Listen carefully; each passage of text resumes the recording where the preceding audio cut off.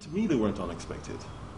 So the sense of shock that other people had is understandable, but we could see how this thing was developing as the half year came through, and this is why, if you think about what we did at the beginning of October, we increased the price because we recognized that the macroeconomics were beginning to have an impact. So we weren't surprised, and we tried to do everything we could to minimize it. But the bottom line is that the numbers of customers still increased, the revenue increased, data, you look at the growth of data, that increased. It was the margin that was the problem. We try not to run the company to be the biggest or the most profitable, whatever. It is what it is. We try to just focus on the fundamentals, and the fundamentals are right. So we're kind of facing a little bit of headwind, a little bit of a storm at the moment.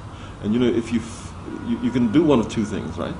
And this is an analogy someone gave me the other day, where he says you can either be governed by the laws of gravity, which pulls you down to the ground, or the laws of aerodynamics.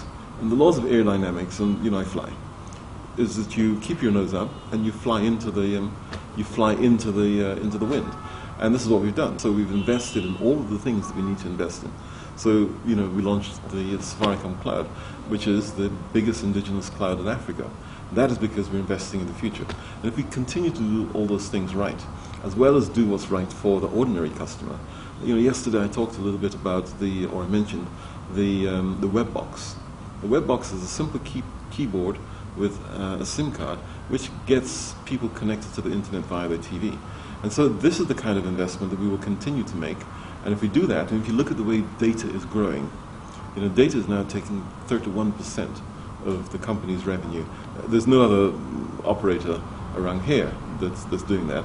So those people who are relying on voice, it's going to be a problem for them, especially the people who are giving free voice. But the people who are investing in data, and I can certainly think of at least one other competitor who is investing in data, which is the smart thing to do. We've pretty much dealt with the congestion. It is going to be very much about 3G and fiber. Now, we put an RFQ out earlier this week, which has got everybody very excited because they assume that we are planning to leave the partnerships we've got, and that's not the case. What we're planning to do is ensure that we can deliver better and more consistent quality for our customers. So where we don't have adequate fiber coverage through our partners, then we will clearly build our own or buy or whatever. I'm very optimistic. I would say that I'm cautiously optimistic, because it still does depend very much on all those other externalities, things which we don't have any control of. The things that we can control, so controllable costs, we will manage, and we've already started to do some of that. So if you look at site build, we're reducing the cost of building our sites by about 30%. We're reducing the cost of running those sites by about 40%. Those contracts are now in place at the beginning of October, and we will see that rolling through for the remainder of this year. A number of other things. We're beginning to move the number of top-ups, which is done on scratch cards. We're beginning to shift that onto M-Pesa, which is actually cheaper, and a number of other things that we're doing. I think we're looking at we're looking at around 45%.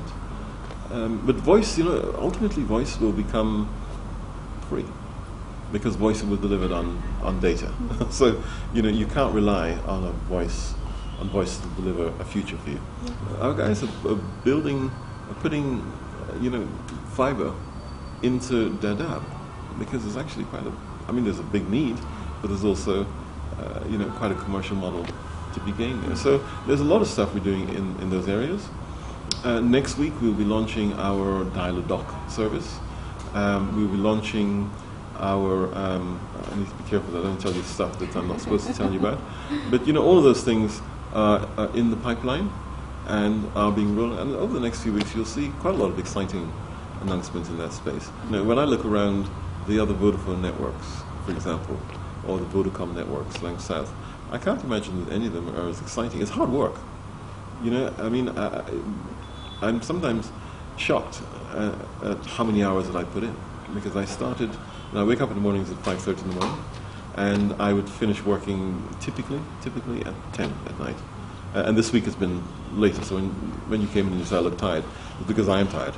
And it's because it's not just me, but my colleagues are the same. So my executive team are all pretty hard workers. And so we typically do 14, 16-hour day.